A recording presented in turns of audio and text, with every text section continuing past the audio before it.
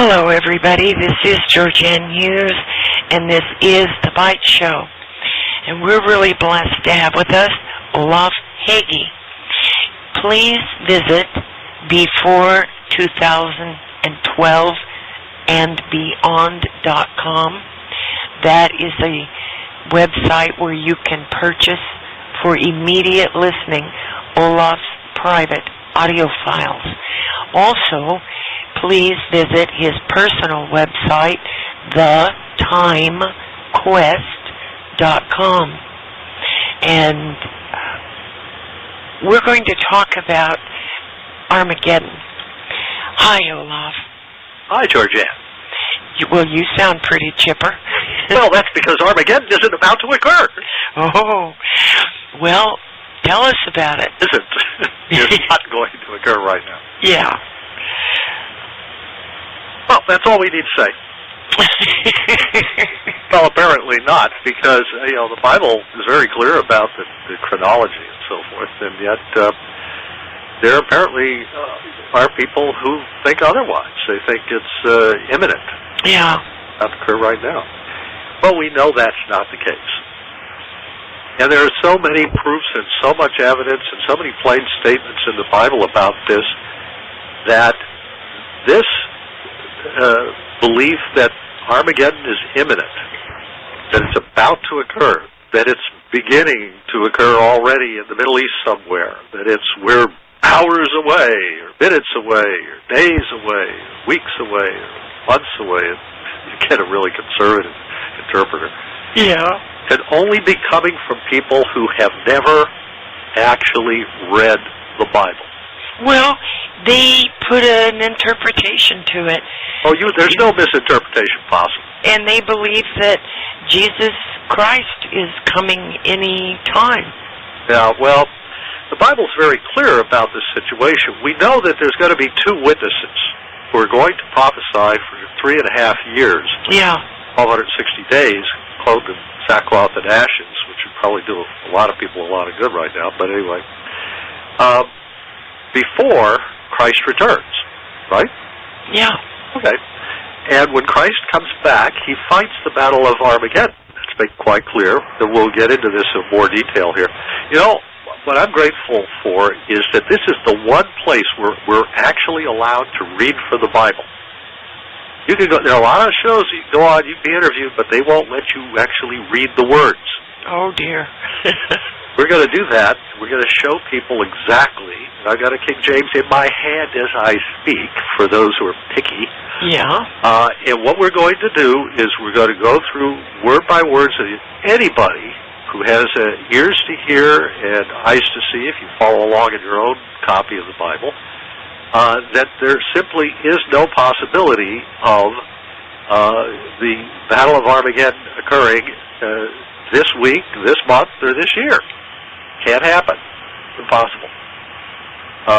Now, we'll get into the book of Revelation in just a moment here, but I want to point out that for 3.5 years before Christ returns, you've got two witnesses who are prophesying. And it tells you exactly where they are.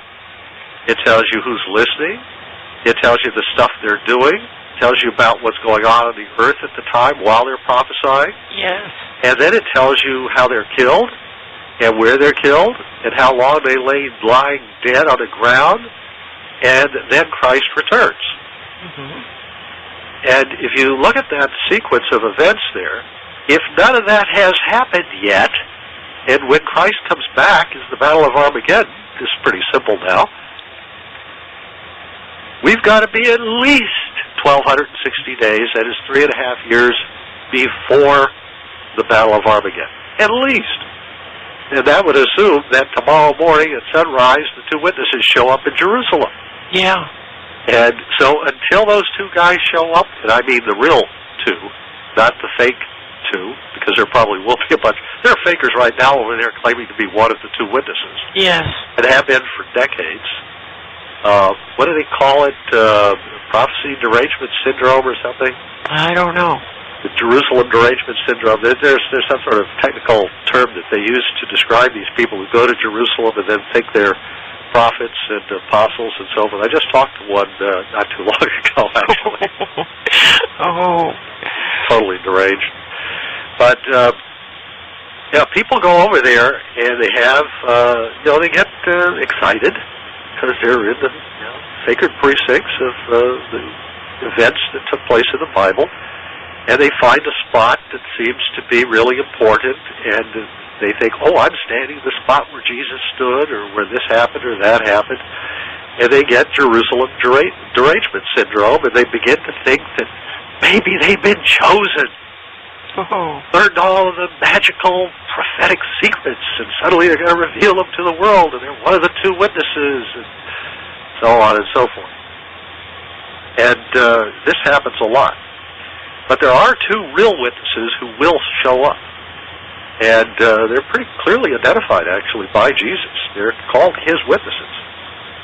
And he talks about at least one of them fairly clearly. And the church for the last 2,000 years, a lot of people were pretty clear on at least who they were. And then suddenly we forgot it all in the last few generations here. Yes. I don't know if it's because of Schofield, or I don't know who was responsible for forgetting so much. But all you have to do is go back to your Bible and just read it and start doing a little common sense thinking about it, praying about it. It's not that complicated.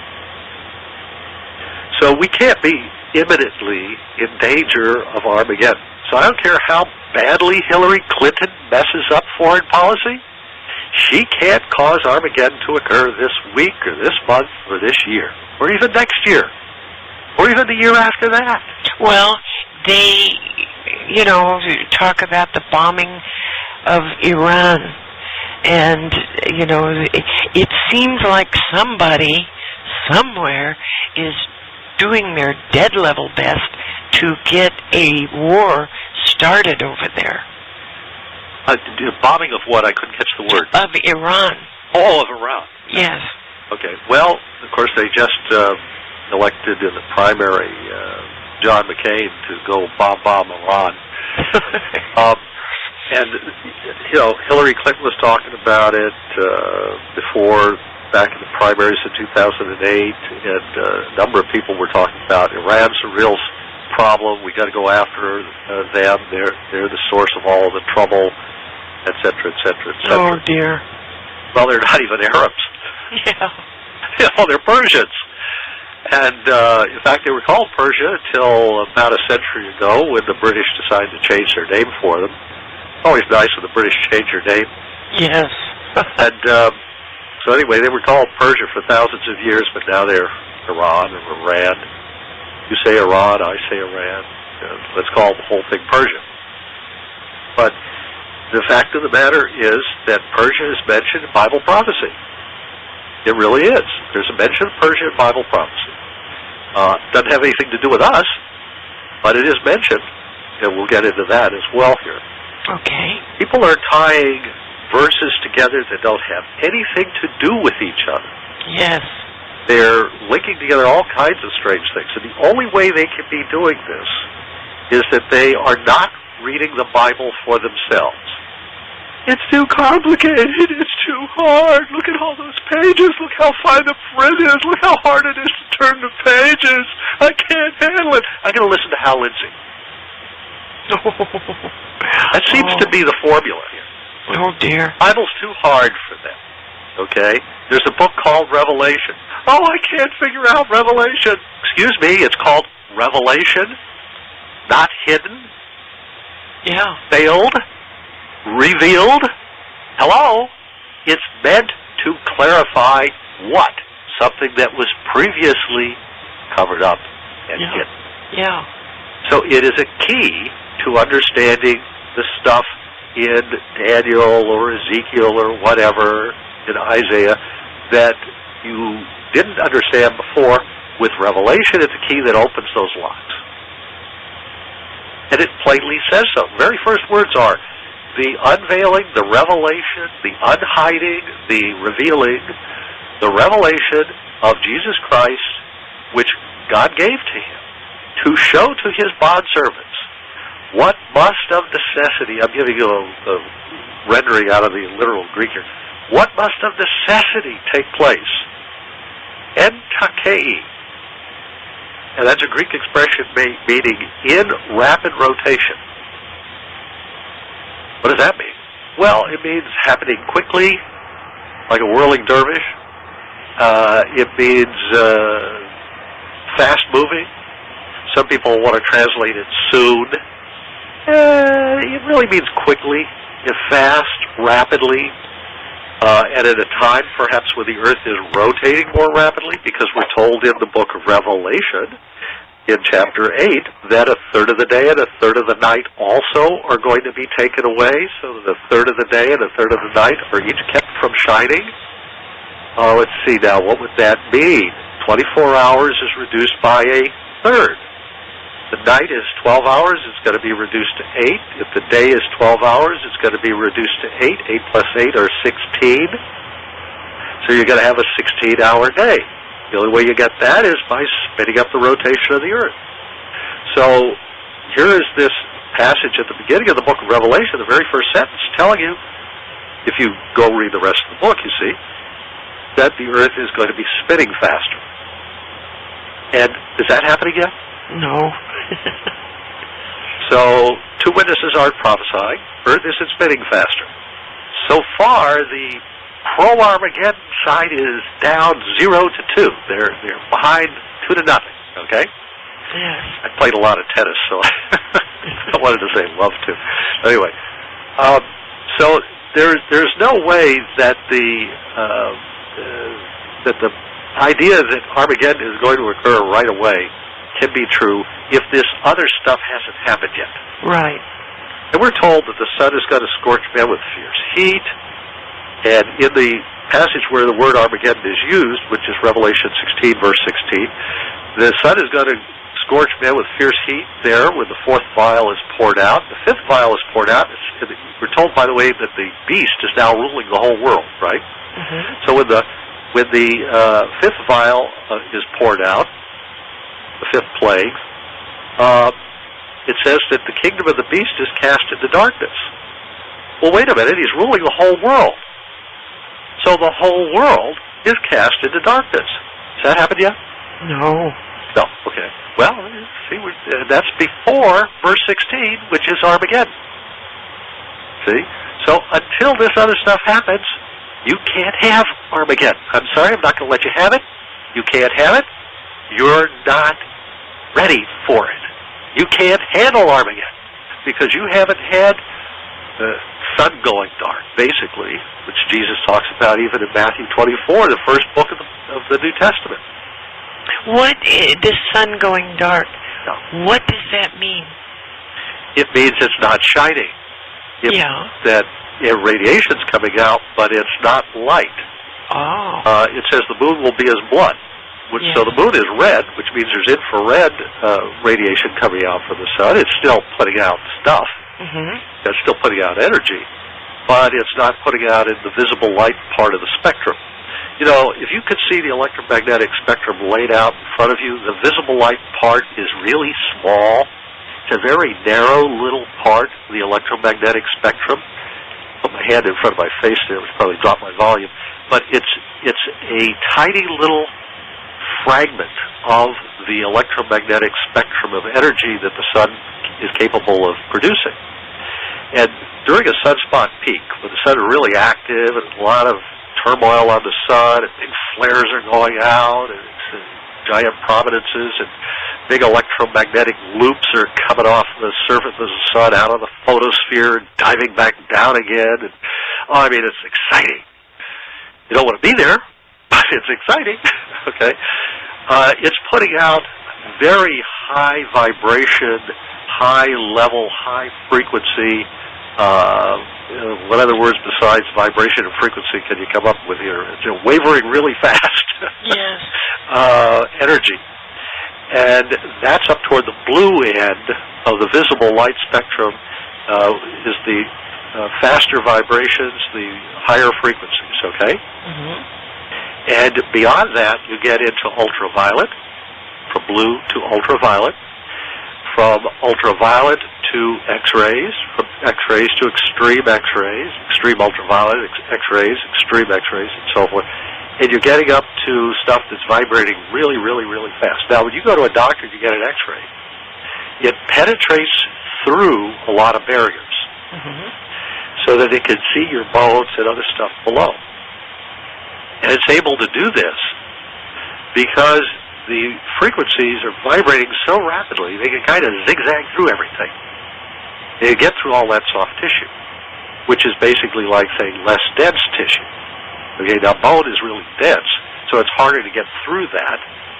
So it tends to bounce off of that and give you a signal so that X-rays will show you, a skeleton.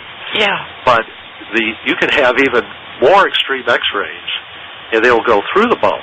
But you see, then that doesn't give you an image. So, or the teeth, or whatever. And that's not useful to the doctors. But those are even more dangerous. X-rays are dangerous, but the extreme X-rays are even more dangerous. And you can go up beyond that to gamma rays and all kinds of things. Okay? You don't want to go there. It'll kill you. It's dangerous stuff. Yeah. Now at the other end, you have red, then you have infrared, which is simply below red. And it's heat. And you go down to slower and slower. You get microwaves down there. And, well, you can microwaves above that. But you have, I guess we'd call these macro waves. You have longer wave radiation down there. Slower vibration. This stuff won't even go through gauze. I mean, there's stuff down there that's really, really slow. So what happens is when the sun is really, really super active, it could conceivably go up into the ultraviolet and out of the visible light. Yes. Or it could drop down below visible light into the infrared, just below it. And it looks from the book of Revelation here, where it talks about the moon is in blood, but the sun is dark and black as sackcloth of ashes, which means, I guess, it sort of looks blackish gray, dark gray or something. But anyway, it's indicating the moon is red. Now, my guess is that'll cause the sky to kind of glow a dull red color, and the sun to be black in a reddish sky, and the moon to look a dull blood red. Is there any indication how long this siege will last? Yeah, 1,000 years. Oh. Yeah, it'll last a long time. But Christ comes back during that period, because it says that we have no need of sun nor moon, because God is going to be present. The New Jerusalem's going to come down to the earth, and we won't need to have the moon. They will be the light of the New Jerusalem. They will enlighten us and so forth. I don't know exactly what they mean by that. I mean, taking it at face value, it basically means that there will be some kind of light that they produce. Remember when Peter's in the jail cell in 42 and AD and Passover there, and Agrippa the First is all excited. Some people in the crowds want blood. They're out there in the streets cheering, "Bring him out, lynch him." And they bring James out, and they behead him, and Peter's sitting there in his jail cell, and he's thinking, "Oh gosh, I'm next." Yeah. And it says the angel comes into the cell and lit up the whole cell. Yes. Now, what I understand from this is that the light from the angel was bouncing off the walls of the prison cell, and then he melts Peter's chains away or something. He used a laser cutter device or something, whatever it is they used to cut up all these cattle out in the fields. And I don't know if it's the same angel. Probably not. Probably a different angel. But anyway, he cut through Peter's chains, and so he can produce a lot of energy. And he's just an angel. Yeah. Produce light. And then we have where Paul is on his way to Damascus, and he's riding up to Damascus. He's been given papers by the Sanhedrin, and he's got to go and drag people out of their houses in Damascus like he did in Judea and Jerusalem. And Paul's riding along, and he's got his orders from the Sanhedrin stuffed into his breastplate there, and he's feeling like he's really powerful, strong young man, he's got the whole world in his hands, he thinks he's really hot stuff. And all of a sudden he's knocked off his horse, he's lying on the ground, and he says that he and all the men with him saw the ground lit up in the noonday sun. Something brighter than the noonday sun shone all around him on the ground, and he could tell the difference. Well, now, this is over in the Middle East. The noonday sun down there is really bright. Yes. And I'm up in Maine, so from my standards, I think Jerusalem is at the level of Las Cruces, New Mexico. Give you some idea of the latitude there. So Paul is somewhere just north of Jerusalem, and that'd be like New Mexico's sun. Pretty bright, right? Mm-hmm. And the sun is brighter on the ground, or excuse me, the light that Jesus produces is brighter on the ground than the noonday sun. So I think Jesus is fully capable of lighting up the New Jerusalem or anything else he wants to. Yes.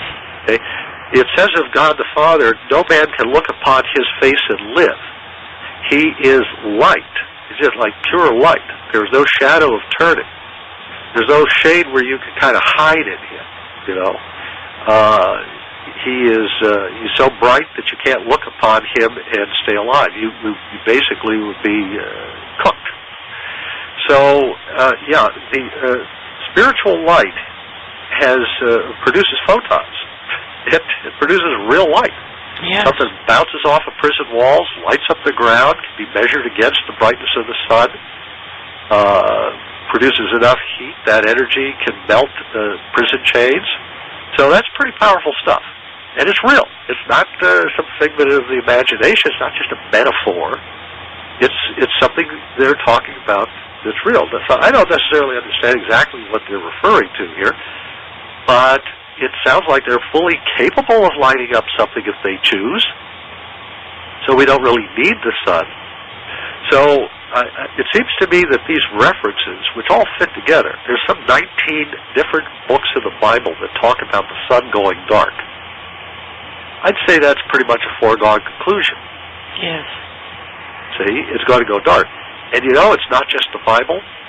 All kinds of ancient literature talked about times when the sun went dark, and talked about prophecies of the sun going dark again in the future. And in fact, the Mayans knew. People worried about 2012. And by the way, I am not saying that the sun is going to go dark in 2012. I'm not saying that. I'm just saying the Mayans had prophecies about world ages where the sun went dark. Yes. And many cultures all over the world, virtually every culture there is, if it has an ancient tradition of this kind, it goes back into very ancient times, talked about this idea. So before Christ can come back, and the Battle of Armageddon can take place in the dark, the sun has to go dark. And the passage that talks about Armageddon is Revelation 16. And in Revelation 16, it's got the kingdom of the beast, which is, at the time, the whole world. Look back in chapter 12 and 13. And it goes dark. And then we have verse 16, well down beyond that, where we have the word Armageddon used. So clearly, before Armageddon, the world has changes taking place in the sun. Jesus said, there will be signs in the sun and the moon and the stars. Yes. And on earth, distress of nations. Yeah, I should think so. Absolutely. People are going to be upset. And he says the sun will be darkened, the moon will not be giving its light, stars will be failing or falling from the heavens. Now, let me take the word falling here, because it talks in Revelation chapter 6 about the stars falling like leaves from a fig tree, blown in the wind. And John is the guy who wrote that, right? Right? Yeah. Wrong. No. Isaiah wrote that. He's quoting Isaiah 34. Who wrote it? Isaiah. Okay. Well, actually, God told Isaiah. Okay. Okay, so, and Isaiah wrote it down in chapter 34 of Isaiah. And this is the point I'm making. Almost everything that John talks about in Revelation, you'll find in Ezekiel and Daniel and Isaiah and Jeremiah and the other of the 12 lesser prophets and other places in the Hebrew Scriptures. The Bible he had was the Old Testament. Mm-hmm. He did not have before him Paul's epistles. Paul had Revelation before him because he quotes from it. Although he didn't have the whole book, he had a lot of it in front of him, and he quotes from it. And there are people who would tell you that, oh, Revelation doesn't come along until the end of the first century, long after Paul died and so forth. Well, the book of Revelation wasn't published until then because of the blotting out of John Mark, the actual author, as the early church told us, which people, again, it's all the stuff that we forgot in the last 100 years. Yes. But the book of Revelation was around well before the end of the first century. The Apostle John, as the last surviving apostle, lived long enough after the blotting out of John Mark, after the 30 years had expired, that he could publish it. John Mark was martyred around the Passover of 66 A.D. in Alexandria. He was pagan gangs of Alexandria. He was handed over to them for execution by the authorities, and he was torn to pieces. He was an escaped prisoner. He had escaped from Cyrene, near Libya today is what we call it, in North Africa, where he'd been under house arrest there after being sent from Rome by the Emperor Nero in what was actually an act of clemency. And he sent him to Cyrene, where he was being held under house arrest. And the reason for that was that Nero wanted to kind of hold him hostage, to keep the Christians from doing any mischief. And as long as they kept his ban of silence, which Tacitus talks about, Nero had imposed silence, as long as he did that, he'd be okay. Well, John Mark was a young, healthy guy, around 30 years of age or so, and he decided, why should I sit in this house under house arrest when I can escape and go through the desert and warn Alexandria about the prophecies that I've been given here, the Revelation prophecies? And he wanted to warn the large Christian congregation in Alexandria, that most of whom probably were former Jews who'd been converted, and he wanted to go on and warn Jerusalem even. He didn't live long enough to do that. He got as far as Alexandria, he warned them.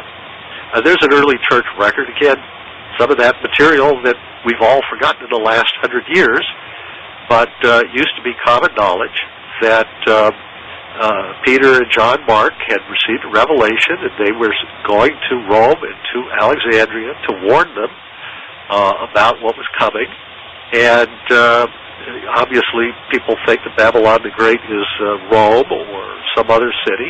Well, they weren't sure. They were looking for a seaport. Rome wasn't actually a seaport. It was up the river, up the Tiber River from its main seaport in Ostia. So it was technically, it had some wharves there along the river, but the real seaport was in Ostia. So they thought, well, if Rome's a candidate, then so's Jerusalem, because it's got a seaport at Joppa and another one at Caesarea, the big new one at Caesarea that Herod the Great had built.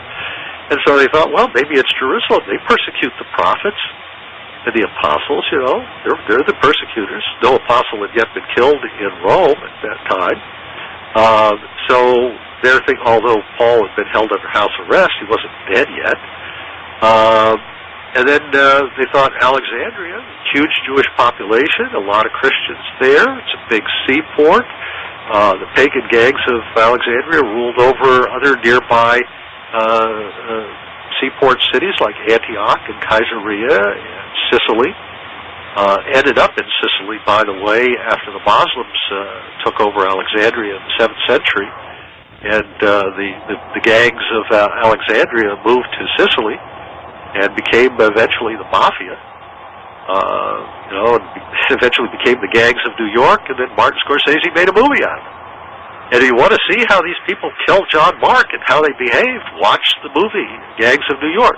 Don't have your kids around. It's not for child viewing. It's a lot of raunchy, violent stuff in it. But if you want to get a feel for how John Mark and a lot of the apostles were martyred, certainly if they lived in Alexandria, that's a really good example of what it looked like. And the fact of the matter is that the apostles weren't sure what the city was Babylon the Great themselves. They didn't know. So they thought, well, it could be this one, it could be that one. And they warned all three cities. John Mark couldn't go to Jerusalem, but he gave his copy of Revelation that he had written down. He gave it to somebody else who went to Jerusalem. Now, it was about Passover time, so a lot of Jewish people and Christians who were going to, Jewish Christians, who were going to Jerusalem for the Passover 66. And my guess is one of them carried this to Jerusalem. It got into the hands of the Apostle John, who, because John Mark had been sentenced to death formally here, he was blotted out for 30 years under the rules, which are given in Psalm 109, by the way. And as a result, somebody else had to sneak the warning into Jerusalem, couldn't publicly announce it, from house to house, privately letting people know, and word got passed to the Jewish community as well. Josephus reports not only the Christians, but a lot of the Jews fled Jerusalem at this time, and that would have been in May of 66, which that is Pentecost time in 66, according to Josephus. So we've got records of this. It's not like this is some kind of big mystery. It's just we got a lot of ignorant pastors and ignorant priests and ignorant rabbis who haven't studied. And instead they're interested in, fundraising. And they're interested in social issues and in discipleship, building the size of your church up so you get these mega churches. And they're interested in youth ministries. You got to help the youth, all of this phony baloney stuff. And what aren't they doing? They're not doing what the Bible said to do, which is preach the word in season and out of season. It sounds to me like, in other words, during the feasts, and even when you're not having one of the biblically prescribed feasts. It says, blessed is that pastor, that teacher, the preacher who labors in the word. He's worthy of 2 helpings at dinner, or a second portion. Literally, it means he can go back and have second helpings after he's done talking, because he's got to wear himself out and he's got to get hungry again. This wasn't complicated, by the way. We try to make it complicated. That means you give me a double tithe because I'm your pastor, even if I don't preach out of the scriptures. Really? I don't think so. Yeah. It means you get to eat a second helping from the food that everybody is gathered together to share in the communal meal that's referred to here in Jude and in the other epistles in the New Testament, in the book of Acts, and so forth in Paul's epistles. You see, we want to complicate it. Or better yet, we want to make money off of it. That's the idea here. Yeah. And so they rewrite it, and they reconfigure it. They leave out little parts of it so that they can get your money. But the truth is, man lives by every word that issues forth from the mouth of God, Jesus said. He didn't say every other word, just the ones that teach tithing. No, every word. And that's why I jump all over the place and, I'm back and forth with all the scriptures, here a little, there a little, because, frankly, that's the way God wrote it. And I'm going to prove that to you. Let's get into the book of Revelation. The book of Revelation is divided into 6 parts. It's got an opening chapter, and it's got a closing chapter. That's the envelope. In those days, they wrote things down on scrolls. Now, in the book of Revelation, John Mark is actually given the instructions for how to make a book with a binding, with pages. Yeah. And they give him a copy of it, a little model. Here's the idea. They hand it to him. And he says it's got writing on this side and that side, the pages, okay? Scrolls had writing on only one side. Think about it. You unravel the scroll. You don't look for the second page is not on the back side. It's all on one side. And so when he had a book handed to him that had writing on both sides, he's being given the design of the book, which God invented. The book I'm holding in my hand, this King James Version of the Bible, I got lots of different versions, but this King James Version I'm holding is written on this side of the page and on that side of the page. And it's got a river running down the middle of it. It's actually called that or gutter, sometimes it's called in printing, down the middle of the page, where the pages come together, and they're bound together with a binding, okay? And on this side, you've got, a whole bunch of lines. On that side, you've got a whole bunch of lines. Well, the New Jerusalem sounds suspiciously like the design of the binding, because he talks about there's this river that runs through it, and there's these trees on either side, these leaves on either side of this river or gutter in the middle. Okay, so the leaves of the book with the gutter or the river going down the middle of the pages, and then you bind them at the river like that. It's amazing, but the design of the book, which was one of the greatest inventions of all time, comes from God. It was given to little John Mark, who was a teenager at the time he first received it. And God took this teenage boy, and he was on the island of Patmos, and he said to him, I want you to make 7 copies of this and send it to the 7 churches, which are in Asia. Well, one of those churches was Pergamos. Pergamos is the city of parchment. Pergamos, parchment. I don't know if you can see it there. It's the same word. It's just a different language. It was the city of parchment. It was Parchment City, in other words. So he says, I want you to send one of the copies to Parchment City, where they made the parchment, and which had this huge parchment-making industry there. They made scrolls of parchment. Now, parchment was animal skins.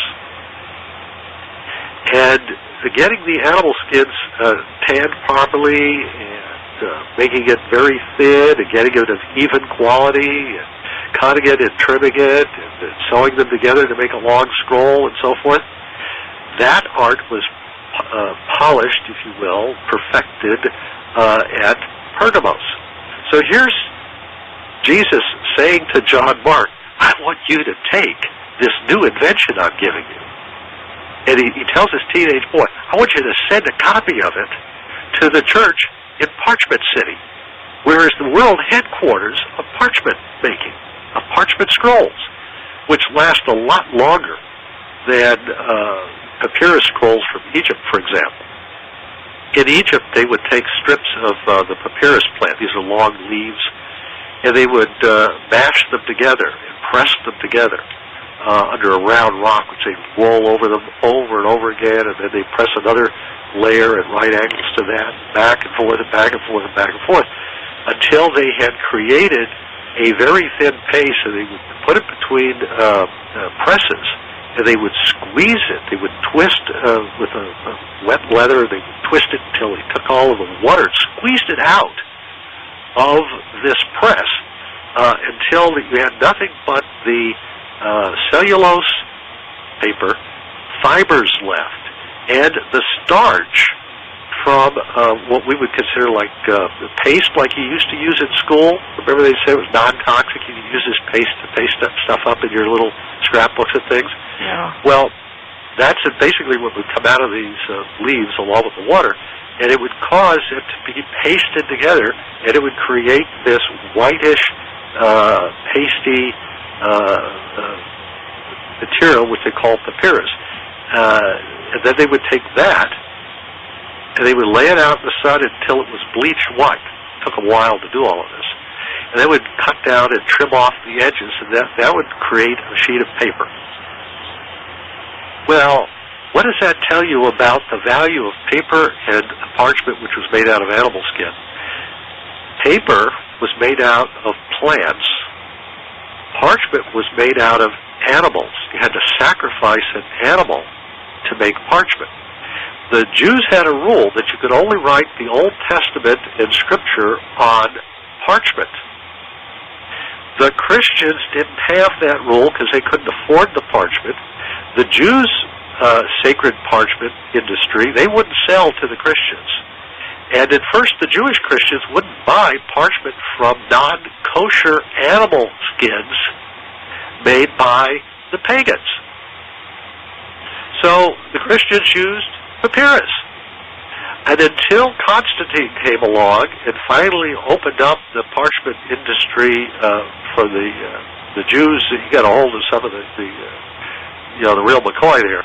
They were finally able to have enough money and have enough clout behind them politically that the Jews finally allowed them to have parchment that was made out of sacred, kosher animal slaughter. So at this point, the Christian New Testaments became preservable in a much better way. Animal skin will last thousands of years. But papyrus doesn't last very long at all. It starts to fall apart after a couple of centuries. And in fact, they used to wear out every century. They would wear out their paper Bibles in a lot of the monasteries. They take the old paper Bible and they would lock it up. They didn't want to burn it or throw it away. It's a precious document. So they take their old paper Bible and they lock it away and store it. And then they would take, because occasionally one of the scholars would go want to check something and verify it because he thought maybe it had been miscopied or something. Then they would take a new copy and they would use that for another 100 years and so on. And this is true of the codices from the Sinai, from St. Catherine's Monastery, from Mount Athos, and so forth. And a lot of the places where the Greek manuscripts that we use today come from, manuscripts much older, by the way, than the Textus Receptus, which is a 17th century manuscript. And these are manuscripts that go back to very early times in the church, some of them. And so they would come up with a new manuscript because paper just doesn't last very long. So the papyrus that the church used in the 1st, 2nd, and 3rd centuries, now we only have fragments of it, but we got little bits and pieces of the book of Revelation that confirm for us that the book of Revelation was around as early as the 2nd century. We have lots of letters and texts of things that very early church fathers wrote, as well as quotes from it in the New Testament by writers like Paul that tell us, and Peter, that tell us that the book of Revelation was already, or at least parts of it, were already in existence before Peter and Paul, for example, died in the 60s A.D. So those who say that none of it was written until 96 A.D. or something like that, I'm sorry, there's just a mountain of evidence to show that you're wrong about that. It was, in fact, around much earlier. But again, we forgot all of this in the last 100 years. We got all of this new teaching now, new modern insights and everything. Ooh, well, I'm sorry. It's most of the stuff, this new insights and so forth that they're giving you from the scholarly community and so forth. I would be really skeptical about anything they come up with if it isn't documented chapter and verse with something really tangible that you can sink your teeth into with primary ancient sources and consistent with the evidence that's already out there. When somebody comes and tells you that the New Testament was put together by church councils in the 4th century, that can't be true. We've got part of, at least, almost every single book of the New Testament from before any of these church councils in the 4th century. We got fragments from the 1st, 2nd, and 3rd century. They're papyrus. They don't survive well, so they're fragments. So we got a page of John's Gospel, we got a hand-sized chunk of Luke, and we've got a hand-sized chunk of Matthew from the 1st century. The part of John's Gospel, some people think it could be as, the early 2nd century, but it's really close to when the guy died.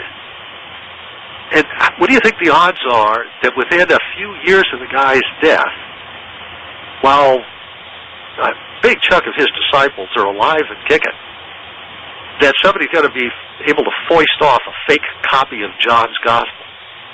You really think anybody could have gotten away with that?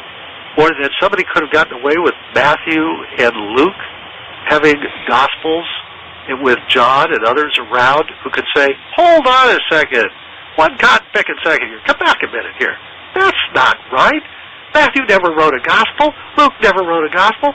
Do we have anything like that? Did John ever say that? Did any of his disciples, Papias or Ignatius or any of the rest of them? Did Polycarp? Did any of these guys ever say that?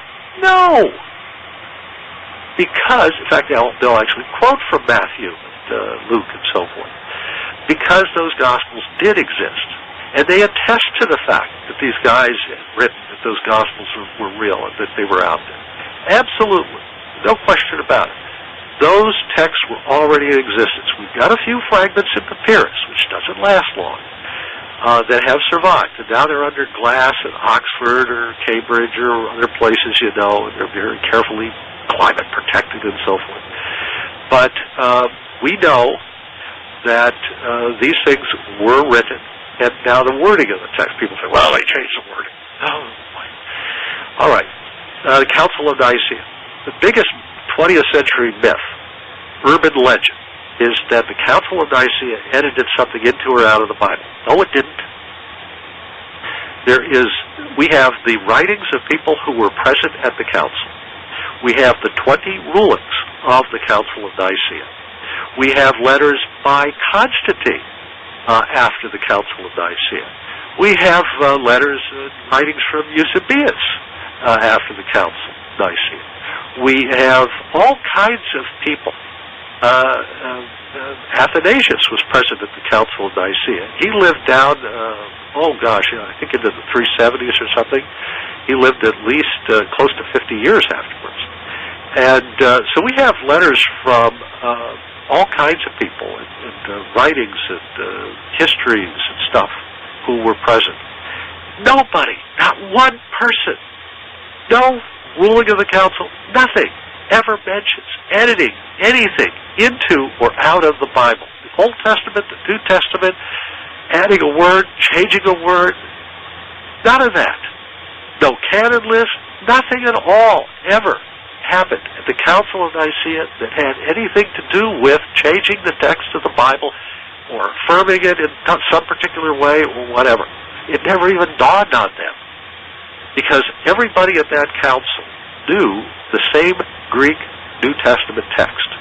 Because in the debates there, the debate was over a word that Constantine was suggesting. He was sitting in his chair. He had a little chair off to the side of the council. He was observing everything that was going on. He was up in front of everybody. This was on his personal estate, by the way. This is where this was taking place. And there are about 300 and, it varies, 318, some say 325 or whatever, some say other numbers, but there's a bunch of these guys present. And these bishops are debating all of this stuff, and Constantine's listening to all of this stuff, and he's this young general, doesn't know much about theology, he's not even a Christian yet, but he fancies himself an apostle of Christ, a messenger of Christ, a representative of Christ. Okay, that's what apostle is. And so he says, why don't you try resolving this issue by inserting into your baptismal creed, when you baptize new converts, the word homoousios, I think it is. My Greek is not perfect, so forgive me those guys out there who are Greek experts and so forth. But you're supposed to accent the second to the last syllable in Greek, penultimate as it's called. So it's either homoousios or homoousios or something like that. But anyway, but it's a word that means of the same substance. So the idea was God and the Father and Jesus, did they have one Spirit, or did Jesus have Spirit made out of the same kind of material, but separate from God the Father? That was the real issue that was being discussed. And the people who said it's one, that is homoousios, they said, in Ephesians, Paul says there is one God, one Lord over all, one Christ, one Spirit. See, he says, there's just one Spirit. They share the same Spirit. And in John's Gospel in chapter 17, Jesus says, I pray thee, Father, and so forth and so on. And he gets down there and he talks about that I and thee are one, and I pray that they would be one with us in the body of Christ, which is made up of the Holy Spirit. So they say it's one Spirit. So they argued successfully. Virtually every bishop there said, we like that idea, so we'll take this word and we'll put it into the baptismal creed. But then somebody raised his hand and he says, wait a minute. Every word of the baptismal creed, every Greek word in that creed, the Apostles' Creed as we call it, is taken from the Greek text of the New Testament. It's all in the Scriptures. Homoousios is not a Greek word used in the writing of the New Testament. And they stopped. And they thought, uh-oh. We'd be using a non-scriptural Greek word in our baptismal formula, because that Greek word is not found in the text of the New Testament. Now, that tells us a whole bunch of stuff here. It tells us that the New Testament was in Greek. And by the way, most of these bishops came from the Aramaic-speaking East. So those people who tell you that the Bible was in Aramaic are wrong. And these are guys who'd lost arms and legs in the Diocletian persecution. A lot of these guys didn't have arms or legs. They had to be carried in on stretchers. Some of them had their eyes put out. That was you know what? Because they wouldn't hand over their Bibles to the pagans to be burned. That was a terrible, terrible thing. Now, these are the New Testament Greek texts they would not hand over. These are Aramaic-speaking churches. There's their native language was Aramaic. And they would not hand over their Greek New Testaments to the pagan persecutors to be burned. And so they kept torturing them. Where are you hiding it? You wouldn't tell, so they chop a hand off. Where are you hiding it? Wouldn't tell, so you chop off his forearm and so forth. They'd take a hot poker and cauterize the wound so they wouldn't bleed out and lose consciousness. So they kept them awake by cauterizing the wounds, sealing up the wounds with a hot poker. And then they'd use the hot poker at the end to put out their eyes if they still wouldn't tell. They'd try everything they could think of. And these guys refused to hand over their Bibles. But you know what? It didn't matter, because as long as they could remember the wording, even if the Bibles were lost, they could reconstruct it. These 300-some-odd prelates at the Council of Nicaea had memorized the text so well that when Constantine came up with homoousios, they said, that's not found in the Greek text. They could tell that that word wasn't scriptural. There was a big debate over whether it was okay to use it in the baptismal creed, which up to that time contained only New Testament Greek vocabulary. Phrases and words taken from the New Testament Greek text of the Bible.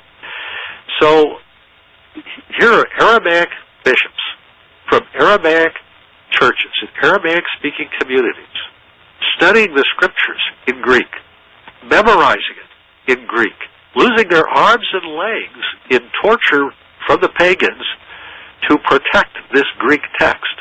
And now here's Constantine, like Satan in the garden, talking to Eve and saying, did God say that you couldn't use non-New Testament Greek words in the baptismal creed?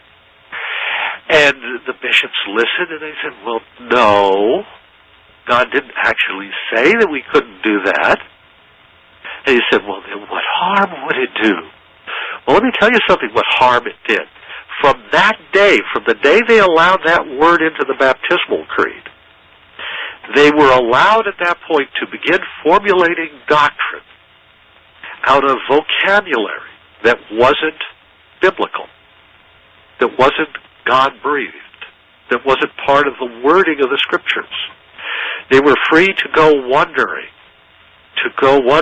further and further away from the original inspired text that had been written down by the Greek-speaking apostles and written to Greek-speaking churches in Greece in some cases. I mean, I don't know why people would think that Paul would write, who knew Greek, as the book of Acts tells us, written by Paul's friend Luke, his doctor, Luke.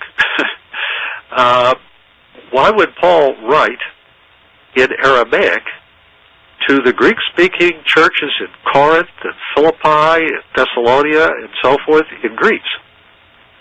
Or the Greek-speaking church in Ephesus? Or the Greek-speaking church in various other cities? Why would Paul do that? That doesn't even make sense. And there were also, of course, Aramaic-speaking places, but Paul was sent to the Gentiles. He was sent to, and the word there is the Greek speakers, the Hellenes. So he was sent to the Greeks. Why would he be writing in Aramaic to the Greeks? Now, he had an obligation when he got to Rome. He called in the leaders of the Jewish people in Rome, and he brought them into his house there, where he was. It was probably Rufus's house there in Rome, and he talked to them first, and then they appointed a day for him, and they brought all of the rabbis and the leaders of the Jewish people and all the rest of the congregations, I guess, who could come and show up at the house. Must have been a really big house, and probably out in the yard and everything. It was probably a big picnic. They were scattered all over the street. And Paul addressed them, and it said that a lot of the Jewish people in Rome converted and became Christians that day. But they didn't all become Christians. So Paul is a perfectionist, really persnickety. He says, all right, I'll turn to the Gentiles then. It's like just because everybody didn't sign up in the first day, this guy was really confident, he could convert everybody. Well, let's get back to the book of Revelation here. What we've got is a book that, do you want to break for a part two? Yes. We're getting close to an hour. Yeah. What I'm going to do in part two is going to break down the book of Revelation. I'm going to show you all of the different structural elements of it so that you can see that the Battle of Armageddon is talked about 4 times. Okay. Move on to part 2 with Olaf Hage.